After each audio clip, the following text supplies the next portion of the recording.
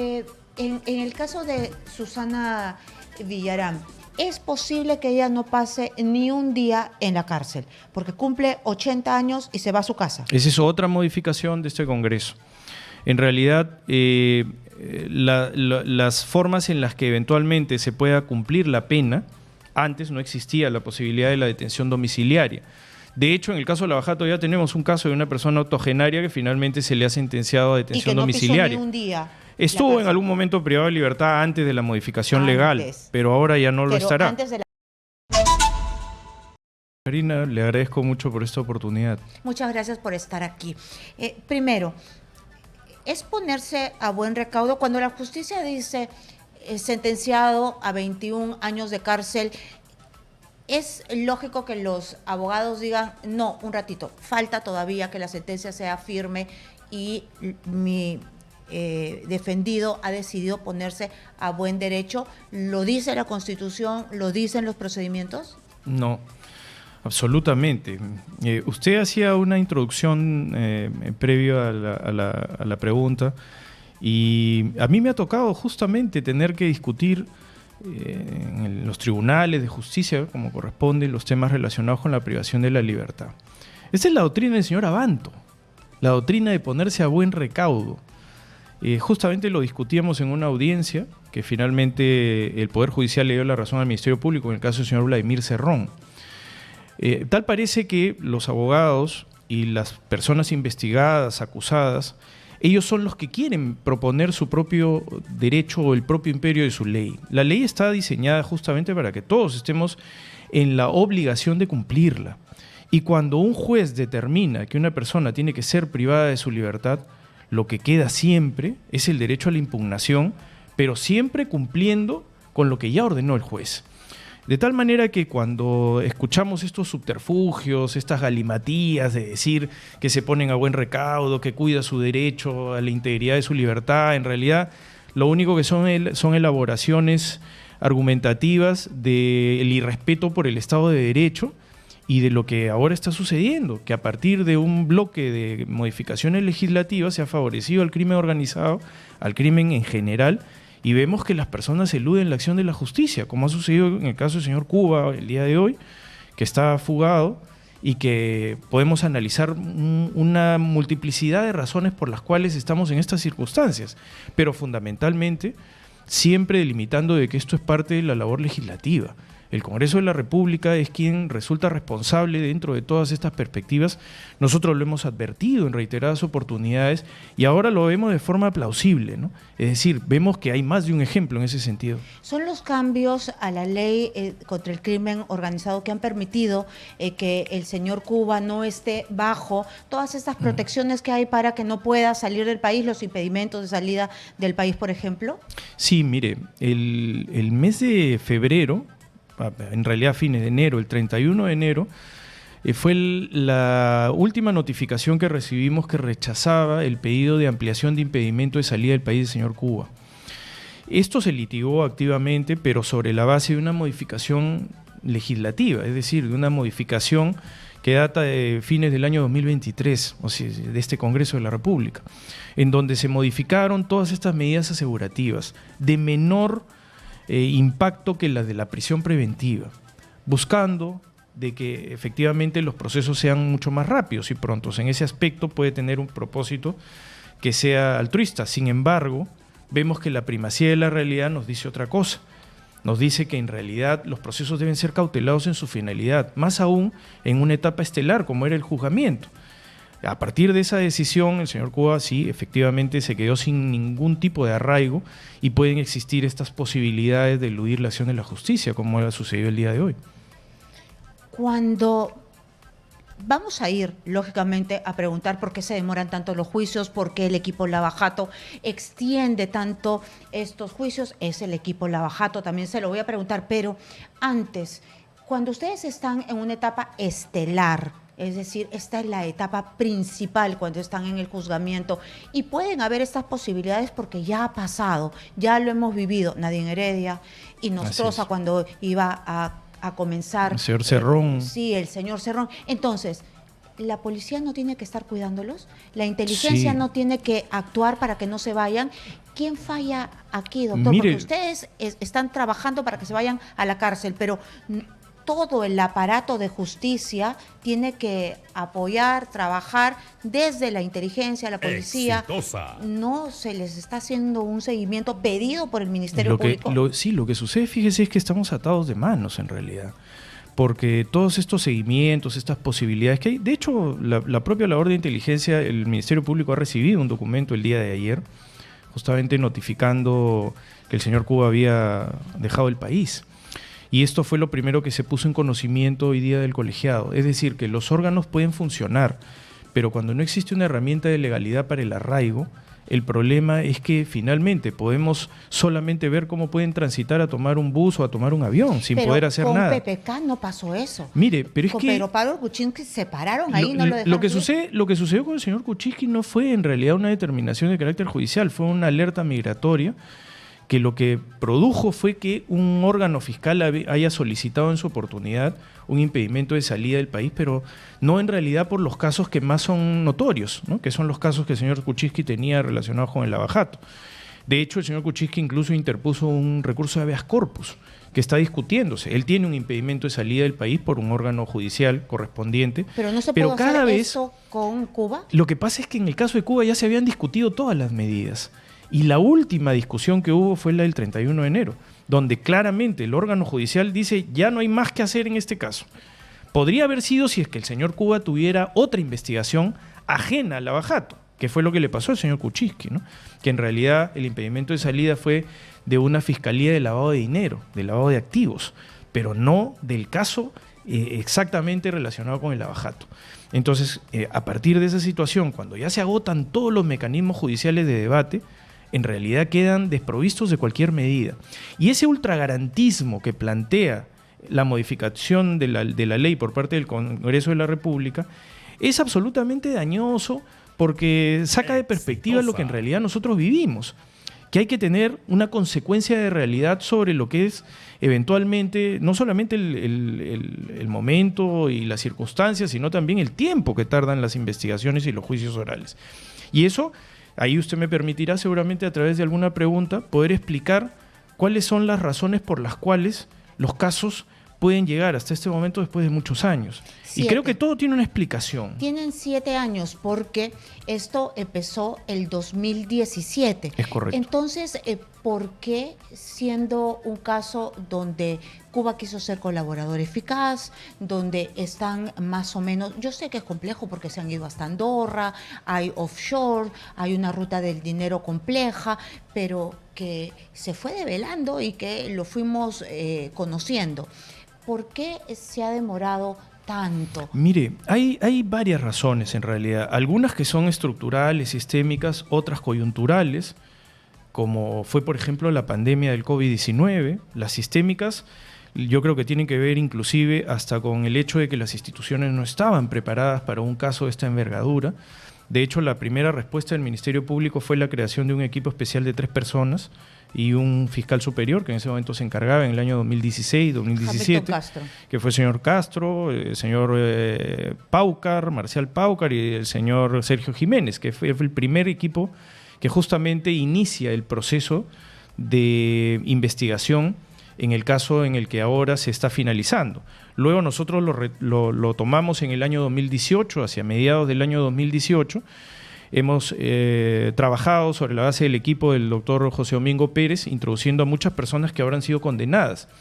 Y esa ampliación también merece, desde el punto de vista estructural, el cumplimiento de ciertas garantías procesales, el derecho a la defensa. En el derecho a la defensa tenemos también que enfrentar activas estructuras de defensa legal que incluso llegan a agotar todos los mecanismos posibles, y eso es parte también de la litigación y es parte de una cierta demora. Para que todos entiendan, las defensas sí, utilizan todas las herramientas para que se demoren los casos, para que esto no avance. Ahora lo hemos visto. Usted seguramente, como es una periodista muy informada, verá que ahora se modificó el auto de enjuiciamiento, que es la etapa final del control de legalidad de las acusaciones. Ahora eso es impugnable, por ejemplo, ¿no? Sucedió en el caso de la señora Villarán, sí, ¿no? Claro, y todos se impugnaron. retrasó. Y todos lo van a hacer en la medida de que exista un mecanismo de legalidad que deban agotar, porque es parte incluso de su estructura de defensa, ¿no? Pero fíjese que no solamente se dio ello, ¿no?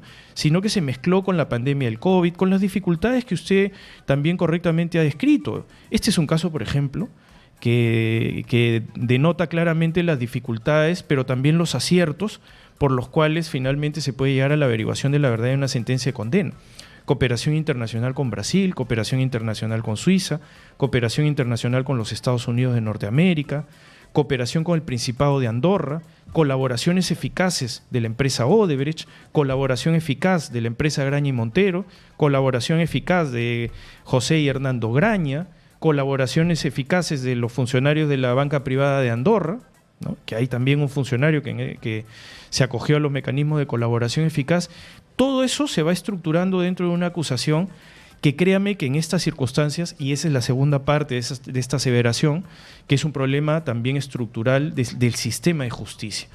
Porque el Ministerio Público acusó en el año 2019 y la etapa intermedia, particularmente, ha tardado en el 2019. ¿Acusó? Así es. Es decir, que ya tenían todo preparado. Efectivamente. El 2019 Sí, y recién estamos viendo y por eso, la sentencia. y por eso vemos una cuestión estructural 2025, que, es mucho. por supuesto, porque la etapa intermedia ha tardado varios años y por supuesto que esto tiene que ver también con cómo funciona el sistema de justicia. Cuando el Ministerio Público acusa, pierde ya la dirección de la investigación porque ya concluyó la misma y asume el Poder Judicial un deber, que es el deber de preparar el futuro juzgamiento a través de un control de legalidad del contenido de la acusación. Cuando se controla la acusación, el problema que hemos experimentado, no solamente más allá de las cuestiones legales, que los abogados tienen todo el derecho de articularlas, más allá de eso, hemos experimentado también de que el caso Lavajato es un caso más de crimen organizado.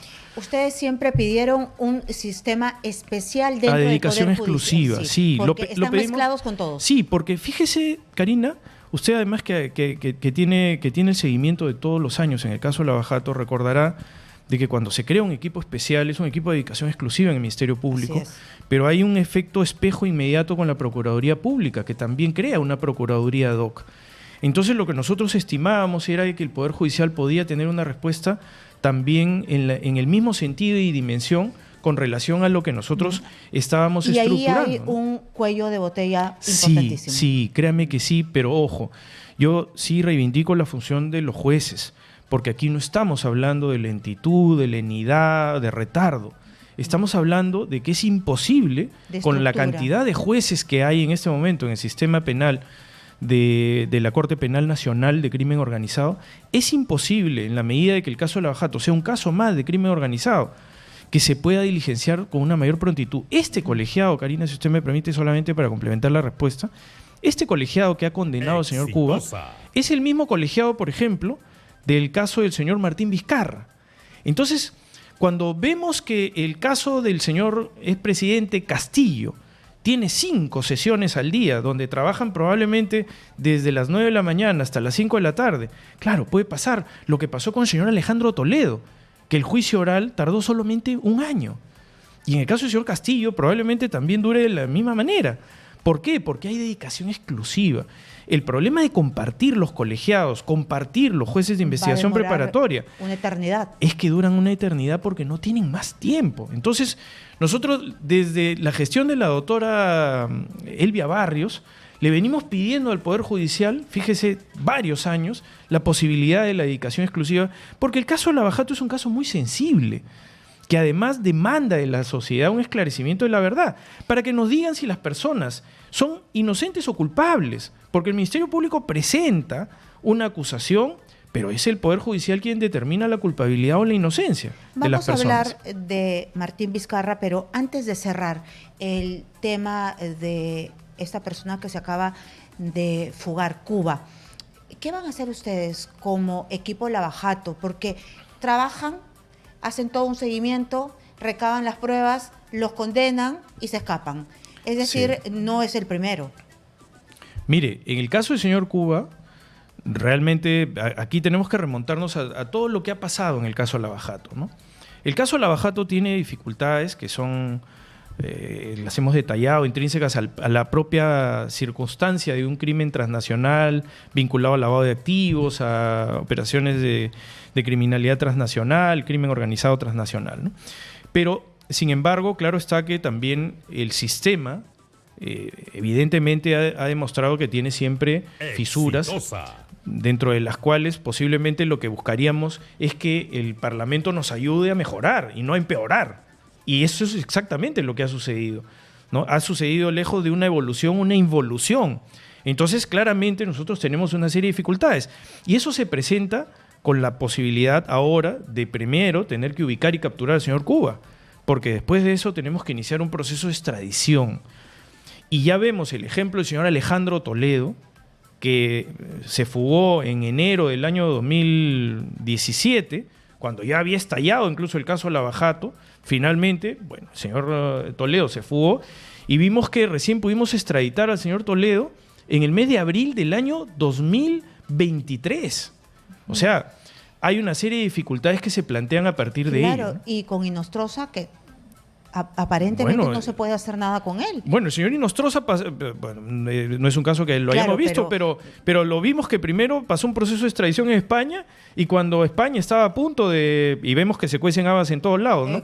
Cuando en España estaban a punto de ordenar la extradición y entrega del señor Inostroza al Estado peruano, se fue a Bélgica, ¿no? Así es. Y ahora se inicia otro nuevo proceso de extradición en Bélgica. Entonces, nos ha pasado a nosotros en el caso de la señora Elian Carr, por ejemplo. Nos ha pasado en el caso de la señora Nadine Heredia, ¿no? Entonces, aquí es el Congreso y también necesitan un reforzamiento, me parece a mí, en el seguimiento, la vigilancia, la inteligencia, en los casos que ya están por tener condena. Sí, pero ahí sí permítame establecer una diferencia, ¿no? Porque eso es un trabajo de la Policía Nacional. Claro, por supuesto, no son ustedes. Y en el caso de la Policía Nacional, fíjese que, bueno, también hay seguramente muchos éxitos que podamos hacer referencia, pero nos tenemos que fijar necesariamente en los casos que no salieron bien, ¿no?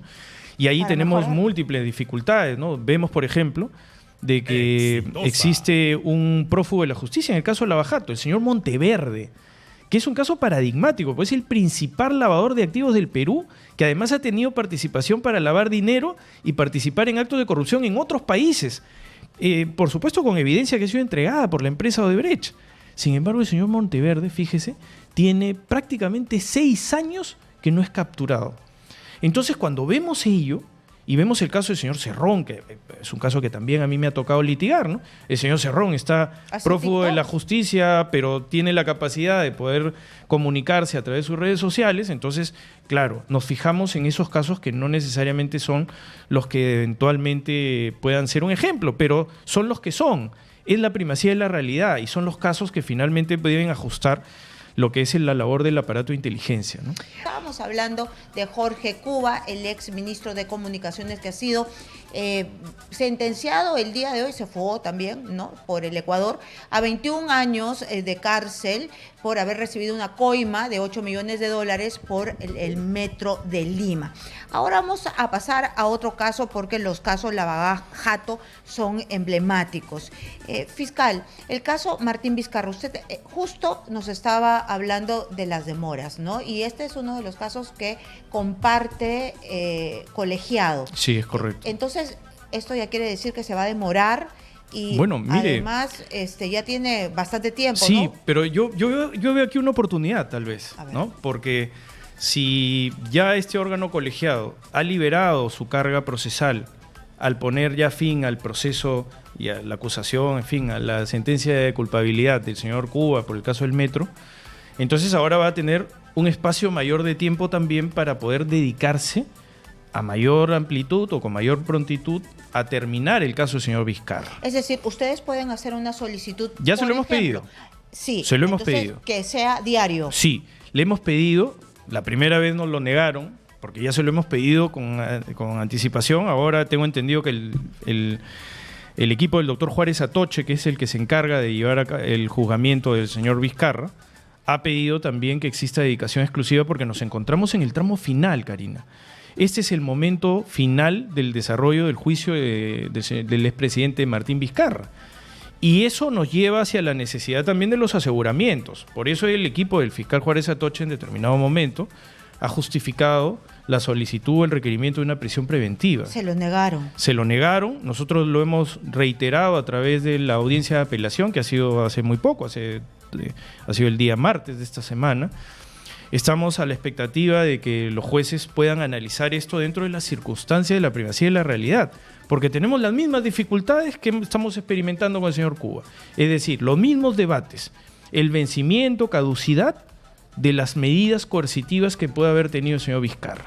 Entonces, nuevamente estamos ante la necesidad de que los máximos aseguramientos posibles vengan correlativamente al momento en el que nos encontramos del desarrollo del juicio, y que finalmente el órgano colegiado, estos 3 jueces que son las personas que se encargan de decidir la culpabilidad o la inocencia, determinen en un espacio breve de tiempo la necesidad de administrar justicia a nombre de la nación en el caso de un expresidente constitucional de la República.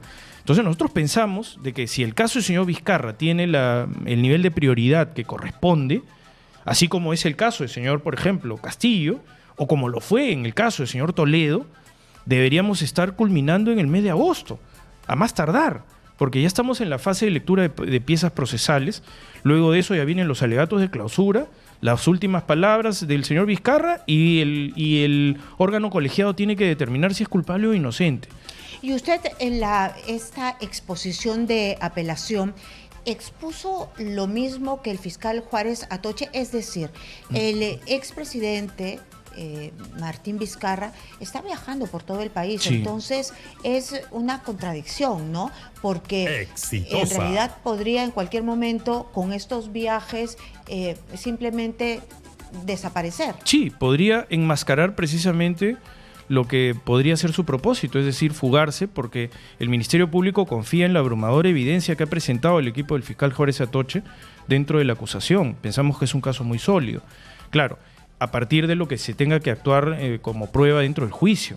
Sin embargo, efectivamente se puede enmascarar cualquiera de estas actividades, que él más las asocia a sus fines laborales que a sus fines proselitistas, porque él en realidad está proscrito por parte del Jurado Nacional de Elecciones.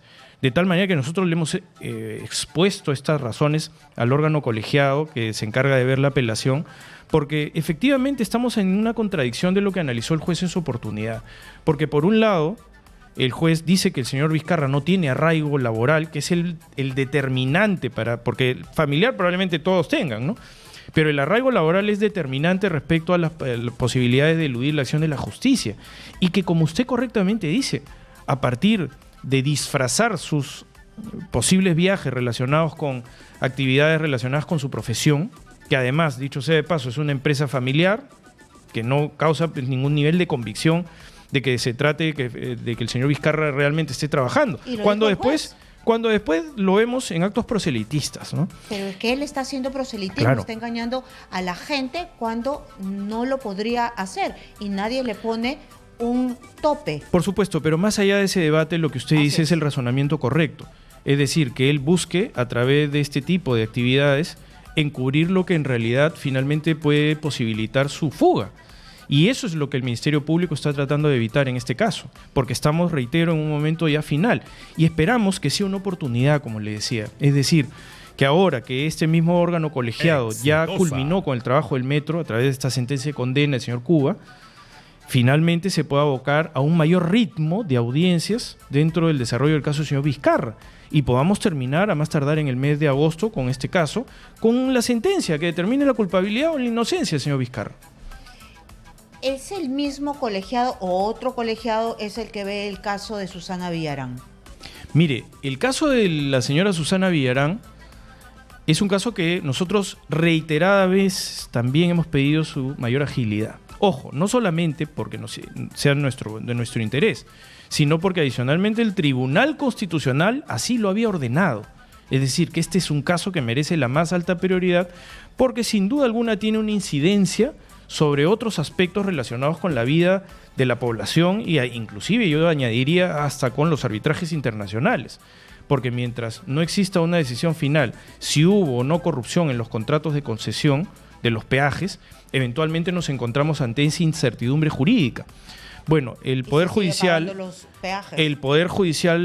ciertamente nos ha negado En principio también una medida en otro caso, ¿no? En el caso de Línea Amarilla, no en el caso directamente de la señora Susana Villarán, pero sí indirectamente, claro está, nos ha negado una medida cautelar que nosotros solicitamos para que se designe como administrador judicial a la Municipalidad de Lima Metropolitana, en el caso de los peajes de la Línea Amarilla, eso está siendo objeto de apelación, pero en el caso específico de la señora Villarán tiene fecha de juicio y el Poder Judicial claramente ha dicho que no lo va a adelantar, porque se trata de otro órgano colegiado distinto al que estamos hablando, así es. Y esto sí podría avanzar todos los días con fechas de juzgamiento lunes, martes, Sí, miércoles. claro.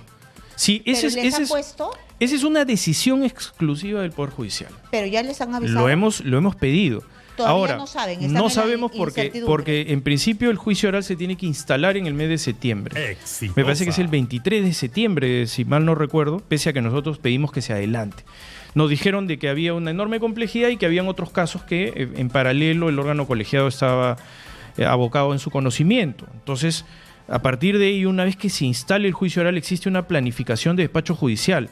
Y es el despacho judicial el que determina cuántos días a la semana y cuántas horas a la semana se puede trabajar para, reitero, hay ejemplos que son plausibles, ¿no? Usted ve el caso del señor Castillo, por ejemplo, Sí, ¿no? todos los días. Todos los Lo teníamos días, haciendo varias un horas, show y ese también. juicio se va a terminar pronto. Sí, y en el caso de Susana Villarán, es posible que ella no pase ni un día en la cárcel, porque cumple 80 años y se va a su casa. Esa es otra modificación de este Congreso. En realidad, las formas en las que eventualmente se pueda cumplir la pena, antes no existía la posibilidad de la detención domiciliaria. De hecho, en el caso de Lavajato ya tenemos un caso de una persona octogenaria que finalmente se le ha sentenciado a Y detención que no domiciliaria. pisó ni un día. Estuvo la en cárcel. algún momento privado de libertad antes de la modificación legal, Antes. pero ahora ya no lo Pero estará. antes de la sentencia, No, de hecho, fíjese, sin ir muy lejos, el señor Alejandro Toledo está pidiendo exactamente lo mismo, ¿no? Entonces, vemos que en realidad estas leyes que tienen, yo diría que una tendencia clara de favorabilidad hacia la impunidad y hacia el cumplimiento de sentencias que deberían ser rigurosas y que deberían además mandar un mensaje a la sociedad sobre cómo es que quien ofende la ley debe merecer un castigo que sea drástico, más aún tratándose de la cosa pública. ¿y cómo va la acusación? ¿Se sabe? El fiscal José Domingo Pérez tuvo que rehacer la acusación contra Keiko Fujimori. Sí. Ya la presentó. Sí, sí. ¿Y cuál es la valoración Mire, del Poder Judicial? Mire, nosotros dimos cumplimiento al mandato constitucional en el caso del señor Exitosa. Klimper Ackerman, ¿no? Se cumplió de acuerdo a unos plazos perentorios que se vieron claramente afectados también porque el señor fiscal en ese momento, el doctor José Domingo Pérez, fue objeto de una ilegal suspensión por parte de la Autoridad de Control del Ministerio Público, el señor Fernández Gerí. Entonces, en ese momento no se pudo cumplir con ese plazo, pero luego fue objeto ya de la priorización conforme correspondía al mandato judicial, se presentó la acusación, ya el Poder Judicial ha dado trámite a la misma y estamos a la expectativa de que se inicie el control de acusación, pero eso ya depende del Poder Judicial. El Ministerio Público ya cumplió con su trabajo en ese aspecto, ahora tiene que ver ya con la decisión del Poder Judicial de instalar la audiencia correspondiente en donde se hará el control de legalidad sobre una acusación que ha sido modificada, que se ha reducido por justamente todas estas afectaciones. Los números de acusados. Y también hasta por las afectaciones propias de los cambios legislativos, ¿no? Porque también se han modificado los criterios de organización criminal. Eso hoy día también se discutió y se resolvió en la sentencia, ¿no? Porque, por ejemplo, algo que tal vez haya pasado un poco desapercibido es que los cargos por organización criminal fueron desestimados por el Poder Judicial el día de hoy, y eso se da en función también de la modificación que hubo de la ley de crimen organizado por parte de este Congreso de la República. Es por la modificación, porque el abogado el abogado de Cuba nos decía que eso más o menos el colegiado les había dado la razón a la defensa. No, eso no es cierto, porque el control de legalidad fue con, en realidad, una norma procesal distinta y con un marco sustantivo distinto. Por eso es que pudo superarse, si no se habría desestimado en la etapa intermedia, y eso no pasó. Claramente no pasó porque en ese momento la legislación sí admitía ello como tal. Ahora, existen estas dificultades, ciertamente el Ministerio Público va a insistir a través de un recurso de apelación porque entiende que sí se cumplen con estos requisitos, pero de hecho vemos un ejemplo más dentro de los cuales la modificación de la ley favorece desde la perspectiva del Ministerio Público a la criminalidad, a la impunidad, que es precisamente lo que debería verse más bien adaptado para modificar en favor de un instrumento de lucha contra el crimen organizado. Y no lo digo solamente por el caso Lavajato, sino lo digo en realidad por los casos de criminalidad organizada en general, que como vemos hay un índice muy elevado y un crecimiento exponencial de los mismos, ¿no? Sí, que nos afecta a toda todos. la población, por Así es. supuesto. Y que además, si me permite solamente, dígame. nunca fuimos consultados. Para las modificaciones de la ley de crimen organizado, el Congreso nunca ha consultado ni al Ministerio Público ni al Poder Judicial, que son los usuarios del sistema. Se consultaron a los abogados defensores, pero es claro que el producto que resulta de ello es en atención también a sus legítimos, entre comillas, intereses, ¿no? Intereses. Y si el Poder Judicial rechaza esta acusación a José Domingo Pérez, ¿se han puesto en ese escenario? Mire, dentro de todos los controles de legalidad que corresponden al ejercicio regular de los derechos, nosotros siempre hemos asistido a las audiencias sometidos a la judicialidad. Hemos respetado siempre la judicialidad. Muchas veces se ha tratado de representar esto como que es una imposición del Ministerio Público, y nosotros todo el tiempo hemos estado sometidos al control de legalidad, de garantía, que es el Poder Judicial. El Poder Judicial, por supuesto, tiene una serie de respuestas, a veces nos dan la razón, a veces no nos la dan. Nosotros confiamos en la solidez de los argumentos que hemos presentado. Fíjese, Karina, que hasta el momento, en todas las acusaciones que han ido resolviéndose, en todas ellas han habido sentencias de condena con algunos matices, ¿no? El día de hoy, por ejemplo, hubo una sentencia absolutoria de la expareja del señor Cuba, ¿no? Pero en base no a que los hechos no hayan sucedido, sino a un denominado principio de confianza. Es decir, que como ellos eran pareja, había un nivel de confianza en el cual la señora afirmaba supuestamente sin haber tenido conocimiento real de lo que estaba haciendo, ¿no? Pero digamos, eso podemos discutirlo. Pero los hechos en general, de que aquí se produjo un caso de corrupción, de lavado de dinero, y en todas las sentencias, en las 4 sentencias anteriores, el Poder Judicial le ha dado toda la razón al Ministerio Público. No, pero se lo preguntaba específicamente por el caso de las acusaciones contra Keiko Fujimori, porque la defensa de Keiko ha hablado hasta de 19 devoluciones de Bueno, eso no es acusación. verdad, por ejemplo, ¿no? Pero claro, nosotros hemos estado mucho tiempo impedidos de poder también asistir a los medios, porque han habido políticas comunicacionales que ahora son distintas. Nosotros siempre saludamos esa mayor apertura, porque no solamente tiene que ver con nuestro ejercicio de libertad de expresión, sino con la obligación que tenemos como fiscales de rendir cuentas. Y dentro de esa rendición de cuentas yo le puedo asegurar que no fueron 19, y se lo puedo asegurar porque yo he litigado también contra los mismos abogados. ¿Cuántas En fueron? realidad fueron 6 subsanaciones dentro de un caso de enorme complejidad. Y 6 subsanaciones son parte, le podrán decir los abogados en general, del ejercicio regular de las correcciones que se hacen normalmente. Lo que pasa es que pudiera haberse gestionado de una manera distinta, es decir, de que todos los abogados reúnan sus objeciones y eso se resuelve en una única oportunidad. Pero el juez Zúñiga tenía una gestión de despacho judicial distinta, agrupaba observaciones, las devolvía. Entonces eso hacía que el trámite mismo de la supuesta devolución haya podido darse en esa interpretación. Y por eso es que lo que yo estoy diciendo es lo que hemos dicho dentro del sistema judicial. Aquí han habido 6 devoluciones, 6 subsanaciones para ser más preciso, y no pues las 19, porque después el otro día escuché que dijeron 21, es decir, ya habían subido 2 veces más, ¿no? Claro, escuchamos siempre a los abogados que son muy activos en los medios, pero escuchamos poco a los fiscales. Creo que tenemos derecho también a estar acá presente. Yo le agradezco mucho por esta oportunidad, porque me permite precisamente venir a expresar lo que es la posición del Ministerio Público dentro de una parrilla en la cual los abogados toman como parte de su trabajo también ir a los medios. Y eso creo que es una obligación también nosotros. Sí, y yo lo saludo mucho y se lo agradezco en todo sentido. Muchísimas gracias por esta entrevista. Gracias a usted, Mael. Muchas gracias. Hemos estado con el fiscal superior Rafael Vela, coordinador del equipo especial Lavajato, hablando pues de Cuba, que lamentablemente se ha fugado, y esto ojalá que se le encuentre, porque es el término, la sentencia de un trabajo de varios años.